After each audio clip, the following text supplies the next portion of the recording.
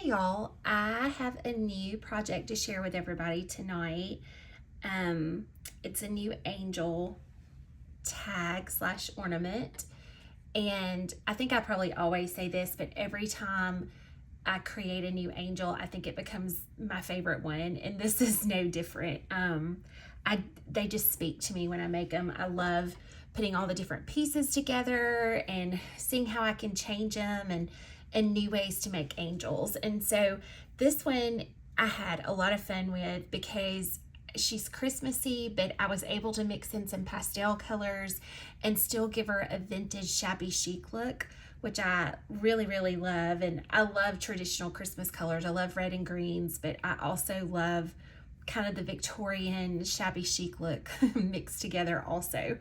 And so that you'll see, I either seem to go one way or the other with my paper crafting. I'll either have something really traditional or a lot of pastels, but I do like to take traditional elements and give them a little bit of soft color sometimes. And I think that's what I did with these angels by using the pastel paper, floral papers, and the pastel ribbons. So this is the new angel that I made. And y'all, she leaves so much room open for creativity and how you use your stash of embellishments, that is one thing I really liked about her, is I just had fun kind of going through and seeing what little bits and pieces of ribbons and lace and whatnot that I had that I could use to add to her. So this is what we're gonna make today. And y'all, I just had a lot of fun. I know I always say that, but it just takes me back to, paper doll days and just, playing arts and crafts in my room growing up. So let me go through the parts or the pieces that I used. But I do want to say something about this particular project. This is really one that I encourage you to go through your dies and see what you have that may not be parts to a regular angel, and see what you can pull out and kind of make, because that's what I did with her. And y'all are probably going to laugh when you see the die sets that I used to create her with. But let's get started. So the very first one I used is this Spellbinder set. And it is just some, they call it the Picot Petite Circles. And there was 4 dies in this, and it's Spellbinder's S5431. And it came with 4 dies, the largest one and then 3 smaller ones. And I used the largest one for this project. And I want to show y'all, it's about 5 inches across. It doesn't have to be. You can make it smaller or larger depending on how big you wanted your angel. But I just wanted to give y'all an idea that I started with this. But if you don't have this particular one, use any circles that you have. Or if you don't have circle dies, just, find you something to trace and cut you out a circle, because this part of it truly doesn't matter. You can use anything to start with a circle for your angel as the base. So I used that. Let's see. And I wanted to show y'all, I used this paper pad. I've had it for a while. I don't know if Hobby Lobby still has it or not. It's Vintage Floral Paper Studio. And it's not something that you normally look at and go, oh yeah, that has Christmas stuff in it. But I think it had a lot of really nice pastels and shabby chic look that spoke to me. So I used, and y'all can see that's where I cut the circles out of the pastel papers. And this also is a little bit textured paper. It almost has a linen look. And so that's the other reason I liked it, because to me, it made it look like her, what ended up being her angel dress had a texture to a fabric. So I used that for her dress to cut the circle out with. Now, I have had this set forever, and I purchased this, I think, one day online when Sizzix was having a sale and it was $1 or $2. And why I purchased it was I've never used it for the astronaut, but I have used it for the face and the hair dyes that are in here. The circle and the hairs. The wigs, whatever you're cutting out to, make your hair pieces. And so these two dyes come as part of this, and that's what I use to make her face. And they're from this astronaut set, and it is Sizzix 665090. So that is a very non-traditional way to get to this angel that I made. But I think it makes a perfect face and hair for an old-timey vintage angel. So I wanted to show y'all that. So if you don't have this set, just look around in your other dyes and see what you can use that you can maybe alter or tweak a little bit to give you a face or hair. So I used that, and then I use this. And if you've watched my other videos, this is one that I use all the time. It is a Tim Holtz Sizzix Angel Wings. And y'all, I have used it so much. I don't have the little wrapper it came in anymore. But this is one that you should still be able to get. And it is it's just one of my favorite dyes because it cuts and embosses all at the same time. So I wanted to mention that. And you should still be able to find that around online. I don't think it is discontinued. And then I used this stamp set, Peachy Keen Stamps, PK3000, Jill's favorite stamp set. I used that for her face. And I used, let's see which one it was, y'all. This one right here. That's the one I used. If you don't have this stamp set, first of all, I just want to say, I think this is a great stamp set to have if you're looking to purchase one for faces, because it has faces you can use for snow people and gingerbread and just the angels. So this particular one is just one of my favorites. And so I used that for her face. And then from Lily of the Valley, I used the Christmas sentiment tags. I used the little Christmas angel tag. And she is pinned down here at the bottom on all of them. So I used that. Then I used the Lily of the Valley Festive Definitions for the angel definition. So I used that. Okay. So I wanted to kind of knock out the main pieces first before I kind of talked about how I constructed her. So let's see.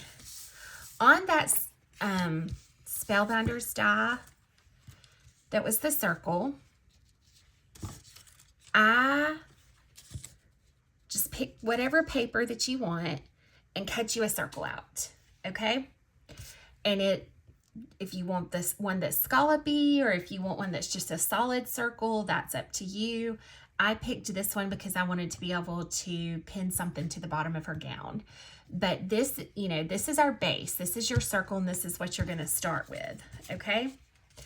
Then, I just eyeballed it. I took a ruler and a pencil, and I just drew 2 lines, one here and one on the other side, and fussy cut it out to get to this little shape for her dress, okay? So I want y'all to see as I kind of layer. Now, I wanted to say this too. Once you cut your circle away, if you don't have the wing die, these make perfect little wings that you can put behind it. Let's see. I want to show y'all because I almost did that, but then, I had to use the other one. But I wanted to show y'all how you can take the parts of your circle and use those for wings if you wanted to. So I wanted to mention that. And y'all can see these are the floral pieces I cut off of each one of these papers for her wings. Show y'all. If you wanted to do solids and mix, this is one reason I love this project. I just think there's so many different ways to mix and match on this and come out with something so beautiful and so unique. So that's the wings, okay? If you wanted to use what was left of your circle. Now, as I said, I used the Tim Holtz die that embosses and cuts at the same time. And I cut out just different wings, some patterns, and just to see what I liked. Let's see, y'all. And it looks a little small when you're doing it, but realize that when you put it behind her up here, it ends up being a really good scale. So let's slide this behind so y'all can see. Okay. Now I ended up using the music note paper. I have an old hymnal that I got from a thrift store, and I just tear pages out of it and embossed it, cut it and embossed it with that die. Okay. So I wanted to show y'all that. And then glue, you will not glue this on first, okay? But I wanted to show you those are the two main die pieces to get to this. The very first thing I did after I cut this out is I just went through my lace and my trims to see what I had. And I have this roll of just, it's nothing special lace. It's just some soft lace. And I cut a little piece of lace and I wrapped it around up here and glued it, okay? So I'm gonna cut that just so, I'm not gonna glue this down, but I'm gonna cut it just so y'all can kind of see how the order I did the layers on this. So just take you a little bit of lace or ribbon, or if you wanna do it with paper, you can do it with any of those things that you have. And I just crisscrossed it across the front and glued it down, okay? Then I have, and I wanted to show y'all this container, y'all, because I love this container. I found this a couple of years ago, and I always call it the Target dollar bins at the front of the store, but they were like clear little storage cases, like a book that said The Hidden Garden. And so I always just keep all my crinkly ribbon in it because I think you can see it, and it's whimsical and pretty. And I think these little books were like $3 or something. But anyway, I have some dyed seam binding, and I just pulled out different colors and tied a little, let me see if I can find a little piece, y'all. Let me move this. Tied a little bow, and I didn't take the bow all the way around. I just did a little thumb bow like this. And then just play with it until you get it to the size that you want and the tightness. Okay. I just kind of kept tweaking them and adjusting them. And you can see I made each bow a little bit different. So then you're going to put your bow. You're going to glue your bow down right there. And then the other thing, y'all, not only did I glue it here, I took just a dab of glue and glued, I didn't, just coat the ribbon in glue underneath, but I glued little bits and pieces underneath each of the ribbons so it would be stationary and not move and still kind of curl up. So it would have some texture and dimension. So even on the screen, when y'all can see, I just kind of glued like a little dollop there and a little dollop there underneath. So my shape of my bow would stay. Okay, so I did that. Then let's see, let me move a couple of these things, y'all. Okay, for her face, let me put these over here. I used just some white watercolor paper. You could just use white cardstock or whatever you're wanting to use for her face. And I cut the circle out of that from some of the watercolor paper from the astronaut set. So I cut the circle, and then I used her hair piece, and I just went through my cardstock and picked some colors that I wanted the angel hair to be. So I did a blonde and kind of like a little bit of a brown and then just kind of a light brown color for the 3. Okay. So I want to show y'all, that's that. I use Copics. I'm not a huge Copic marker person, but I do like them for faces, and a lot of times I do like them for hair color because you can get some light, pretty soft colors. So I used a Copic marker on the watercolor paper, and I just colored the face with the marker. Okay. And I just try to make long strokes. But y'all know that's what makes Copic so wonderful, is they're very forgiving and they don't dry with the lines. Okay. So I just did her background in the Copic, and use whatever you have. I think this is E000, but use whatever color you love. And then for the cheeks, well, actually, hold on. After I colored that, I always stamp her face. Let's see where I put. So this is the Peachy Keen stamp that I talked about, and I stamped it in Vintage Photo Distress ink. And I use the inks, not the oxides, because I don't want it to move, and you get more movement with the oxide. So I always buy the Distress inks for my faces, and most of what I use, I try to buy as ink colors. I know a lot of people love the oxides, and I do too, but for permanent stamping and things that I don't want the colors to shift and move, I try to buy the inks. So use that and just ink it. Let's see, y'all. I'm gonna use her little wig as a guide to where to put the face, and you just stamp it. Okay. And so you get her face and her hair. Okay. Now, this is what I was gonna say for her cheeks. I use the Tombow watercolor markers, and I usually have my little palette and just put a little bit of this pink on it and a brush and do the little cheeks for the soft color. But I didn't bring my water in here to my desk, but I just want you to see it's just a very soft pink, and I love this one for cheeks. But if you use the brush, you can get it a little bit softer than what using the tip of my marker is gonna do. And the one that I love for cheek colors is the 800. So that's always the one I use for my cheek colors. Then y'all know I love these Stabilo little pens. I think my Michaels has them for like $1.29. I love to use the black for the eyelashes.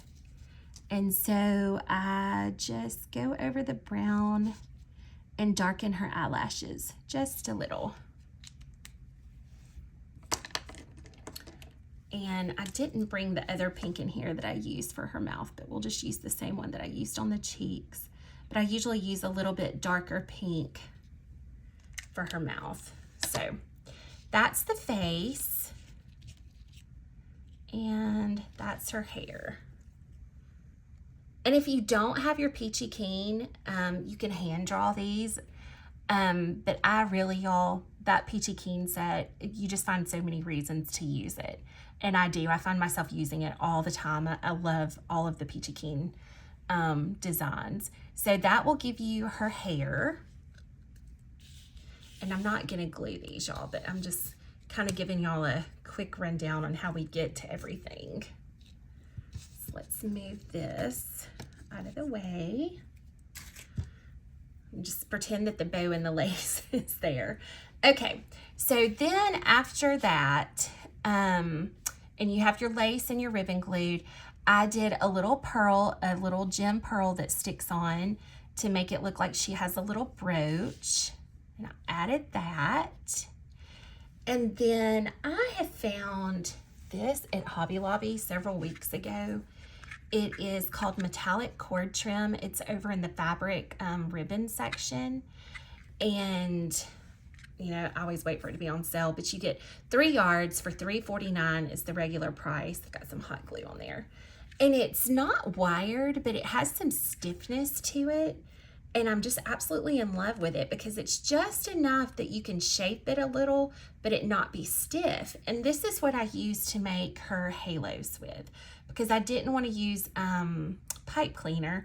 I wanted something that I could just wrap around. So this is what I found from Hobby Lobby, and it comes in quite a few colors, y'all. I think I just bought silver and maybe pink, but they have quite a few colors of it. And I'm in love with this for my angels. So if you haven't seen that, I wanted to mention that.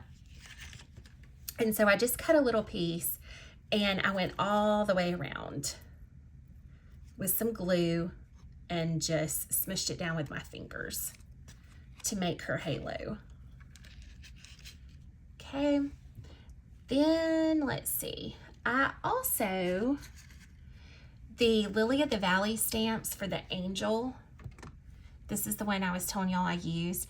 I stamped it on some of the margin of the paper of the hymnal because I wanted it to have the real pale old look to it. And I used vintage photo on it also, but I didn't want it to be as dark as the face.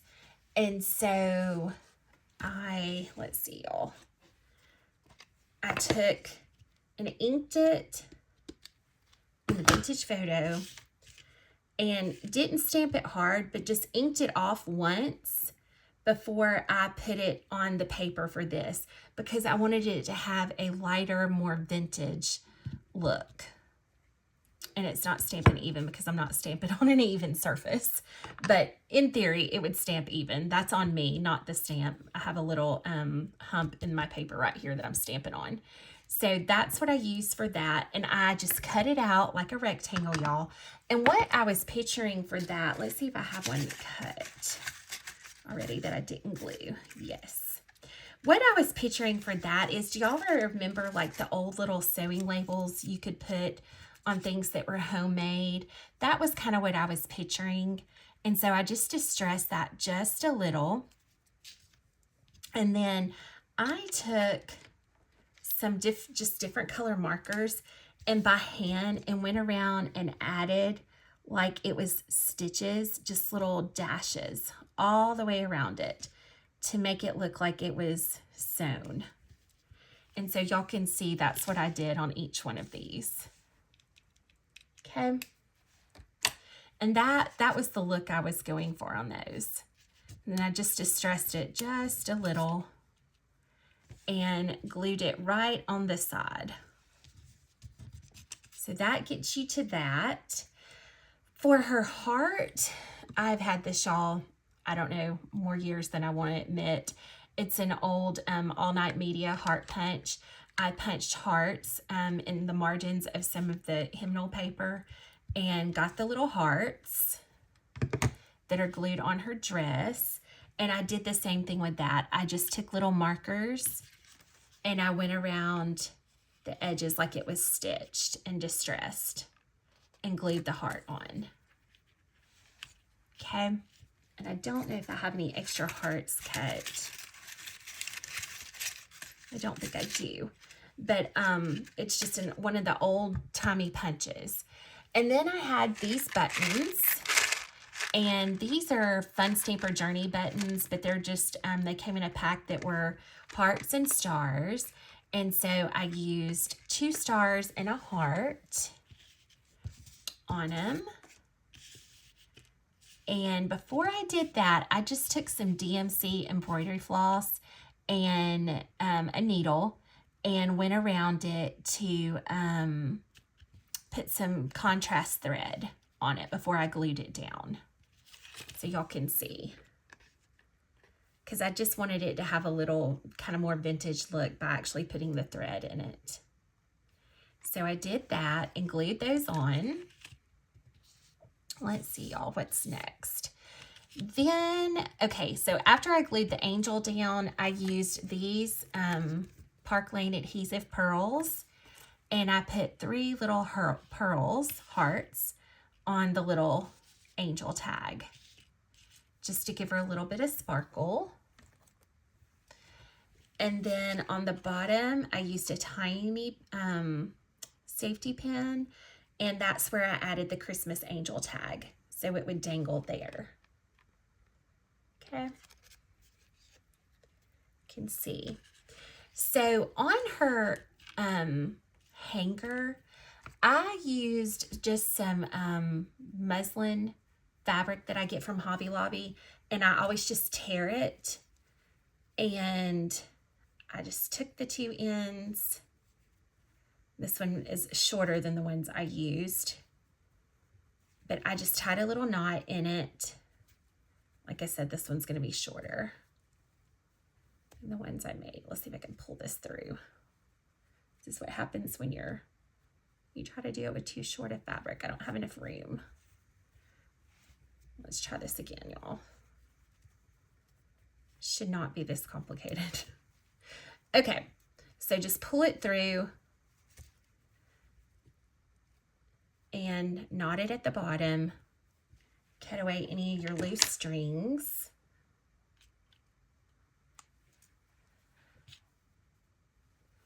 And it got me to that. All right. And then one end of your knot on the back side is not quite as smooth as the other end. So that's the side that I actually put the hot glue on the back of her to glue down. Okay. You can see that.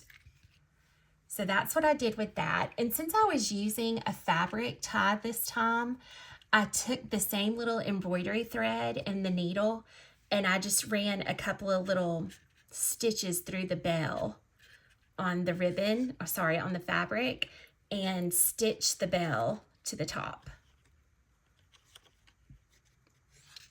So I thought that was something a little different. You can see.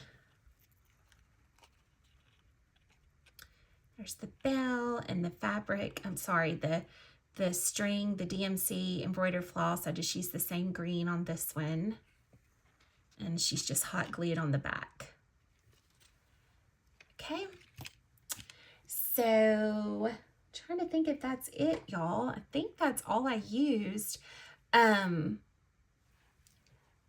These are the little Christmas angels, and that's what, you know, once you make stuff, if you'll kind of go ahead and do a little bit extra every time, then sometimes you can just pull out of your stash things you've already made to put it onto your next project. And so that's kind of what I did with her as far as these little tags. I already had those cut from before. Let's show them to you one more time, y'all. Seriously, I know I always say this, but this is my new favorite. My new favorite till the next one. But I think she's so fun. And she checks all the boxes for me. So I loved making this one. It was so much fun. And I think this particular project really gives you an opportunity to use up a lot of your stash as far as papers and a lot of your little embellishments. You can just kind of mix and match on here. You can see her wings glued on the back. The only thing I hot glued was the hanger. Everything else I just used Eileen's glue on. So wanted to mention that also. All right, y'all, that is my angel project for tonight, and I hope y'all have a good week.